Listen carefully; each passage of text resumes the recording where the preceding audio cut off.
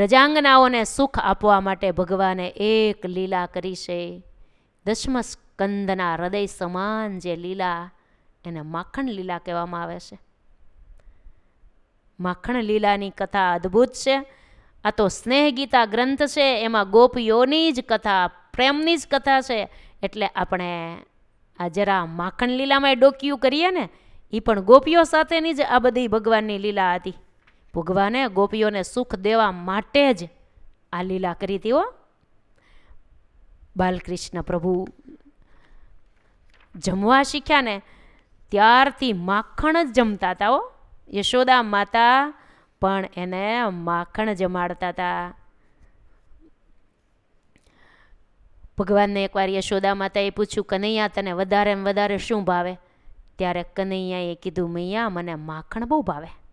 પ્રજાંગનાઓના ભાવ પૂરા કરવા માટે ઠાકોરજીએ અદ્ભુત માખણ લીલા કરી.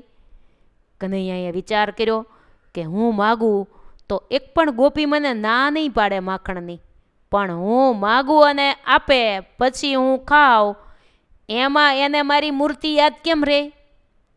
પણ હું એવી અદ્ભુત લીલા કરું, એ નિમિત્તે મારી મૂર્તિ અને કોઈ દી ભૂલાય નહીં. એ લીલા વર્ષો સુધી ભક્તો પણ ગાયા કરે, ગ્રંથોમાં પણ લખાય. અને એવી ભગવાને મનુષ્ય લીલા આદરી છે. ભગવાનની મનુષ્ય લીલામાં તો અનેકને ભગવાને સુખ આપ્યા છે. માખણ લીલા ભગવાને ગોપીઓ માટે જ કરી હતી. અને ગોપીઓ ભગવાનને બોલાવે, હો, કે કાનુડા તું માખણ ખાવા આવતો રેજે રે, ઘર છે તારું મારું ગોકુળ જેવું ગમશે તને રે. કાનુડા તું માખણ ખાવા આવતો રેજે રે, ઘર છે મારું ગોકુળ જેવું ગમશે તને રે. મેં તો વાલથી વલોણું કર્યું તારા માટે રે, હું તો પ્રેમથી જમાડું તને મારા હાથે રે. સાથમાં તારા બેરુ મિત્રો લાવતો રેજે રે, ઘર છે મારું ગોકુળ જેવું ગમશે તુને રે. મારી આંખડી રે જુએ છે વાલા તારી વાટ રે, મારા વાલા કેરા વારણા લેવા વારી વારી રે. પગલે તારા પ્રેમના ફૂલો વેરતો રેજે રે, ઘર છે મારું ગોકુળ જેવું ગમશે તુને રે. કનૈયા તું માખણ ખાવા આવતો રેજે રે, ઘર છે મારું ગોકુળ જેવું ગમશે તુને રે. આમ ગોપીઓ પ્રેમથી બોલાવે, હો, હે કનૈયા તું માખણ ખાવા આવજે, હો, મારા ઘરે આવજે, છાઈને ઘરને ખાલી કરી દે, કે હું ક્યાંક મોકો આપું તો આવે ને. શ્રી કૃષ્ણ પ્રભુના મિત્રો શ્રીદામા, મધુમંગલ વગેરે 8-10 મિત્રોની મંડળી બનાવી. 5 વર્ષના ભગવાન થયા ને ત્યારે ભગવાને માખણ લીલા કરેલી. શેરીઓમાં બાળકોની સાથે રમે અને એક મંડળની સ્થાપના કરી.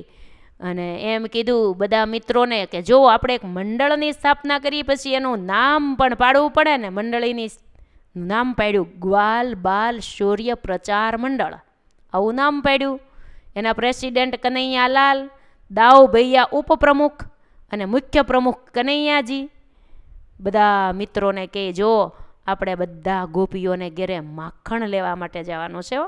એક મિત્ર કહે પણ કનૈયા પકડાઈ જાય તો કે મારી પાસે એક મંત્ર છે. તે કે કયો?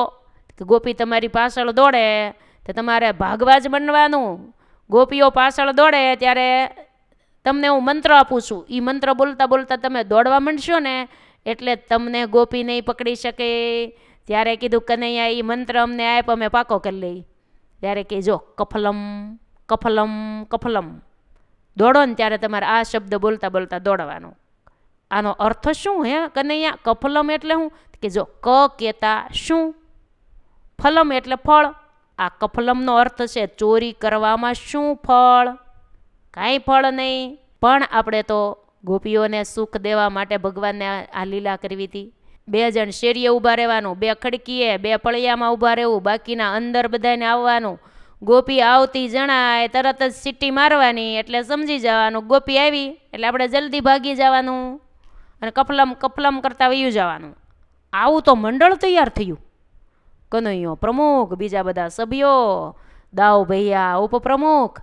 એક ગોપીના ઘર ખાલી હતું, ત્યાં ગયા તો ગોપીનો છોકરો પણ મંડળનો સભ્ય હતો. ત્યાં ગયા ને તો માખણ તો નીચે જ પડ્યું હતું, સિક્કામાં નહોતું. કનૈયો કે આજનો પહેલા દિવસની તો આમ ઉજાણી હારામારી નીકળી, લ્યો મિત્રો મંડો ખાવા. મિત્રો કે પણ લાલા તું પહેલાં ખા, અમને અમારી માએ એવું શીખવાડ્યું છે કે લાલાને કનૈયાને જમાડ્યા વગર આપણે કોઈ દી કાંઈ નહીં જમવાનું. તમે એની હારે રમવા જાઓ, ગમે ત્યાં જાઓ તો પણ પહેલાં કનૈયો જમે, શરૂઆત કરે, પછી જ જમજો. જુઓ આ કથા આપણને શીખવે છે, ભગવાનને જમાડ્યા વગર આપણે કોઈ દી જમાય નહીં. થાળ ભગવાનને જમાડીને પછી જ જમવું. નાના બાળકોને પણ આવું તમારે શીખવાડી દેવાય તો કોઈ દી નહીં જમે. કનૈયાએ માખણમાં હાથ નાખ્યો ને પીંડો લઈને માંડ્યો જમવા. હો મિત્રોને કીધું બધા હવે મંડો જમવા, અને બધા મિત્રો મીંડ્યા જમવા. ત્યાં તો બહારથી સીઆઈડીમાં ઊભેલા મિત્રોએ સીટી વગાડી, અવાજ આવ્યો, ગોપી આવી. એલા એ ગોપી આવી કે ભાગો ભાગો, કપલમ કપલમ કપલમ કરતા કરતા ભાગ્યા. એનો છોકરો સભ્ય હતો એ ભાગ્યો. અને ગોપી ઘરમાં આવીને જ્યાં જોવે ત્યાં તો માખણમાં તો કેટલો ખાડો પડી ગયેલો. અને બૂમ પાડી, એલા એ કનૈયા તે આ શું કર્યું? માખ્યું મણમણતી ઉડાડતા માખણમાં હાથ હતો, અને ભગવાનનું મુખ પણ માખણવાળું. ભાગ્યા. હો પહેલી ઉજાણી તો જાણ્યા સફળ થઈ ગઈ, પકડાણા નહીં. આવી રીતે તો કેટલી જગ્યાએ પછી તો બીજે દી માખણ કાઢું. આમ રોજ રોજ માખણ લીલા થાય અને બધા મિત્રોને ભગવાન જમાડે ને ખૂબ સુખ આપે છે. હો